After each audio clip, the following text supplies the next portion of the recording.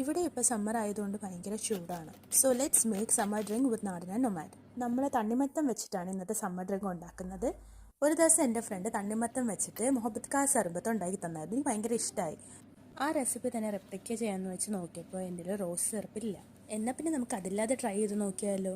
So അതിന് വേണ്ടി നല്ല പഴുത്ത ഒരു വാട്ടർമെലൺ എടുത്തിട്ട് നന്നായിട്ട് കട്ട് ചെയ്ത് അത് ചോപ്പ് ചെയ്തത് കുറച്ച് മാറ്റി വെക്കണം നമുക്ക് ഗാർണിഷ് ചെയ്യാൻ. പിന്നെ ബാക്കിയുള്ളത് നമുക്ക് മിക്സിയിലിട്ട് നന്നായിട്ട് അരച്ചെടുക്കാം.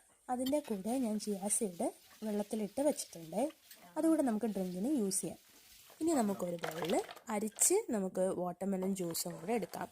എന്നിട്ട് കുറച്ച് പഞ്ചസാരയും നമ്മുടെ ചിയാ സീഡും പാലൊക്കെ ഒഴിച്ച് നന്നായിട്ട് മിക്സ് ചെയ്ത് കുറച്ച് ഐസൊക്കെ ഇട്ട് മിക്സ് ചെയ്ത് വെക്കാം. എന്നിട്ട് നമുക്ക് ഒരു നല്ലൊരു ഗ്ലാസ് എടുത്ത് അതിൽ ഐസ് ക്യൂബും പിന്നെ അതിൻ്റെ മുകളിൽ നമ്മൾ ചോപ്പ് ചെയ്ത് വെച്ചേക്കുന്ന തണ്ണിമത്തനും ബൗളിലെ മിക്സറും കൂടെ ഒഴിച്ച് സംഭവം റെഡി. എല്ലാവരും ഇങ്ങനെ ഒന്ന് ട്രൈ ചെയ്ത് നോക്കണേ. താങ്ക്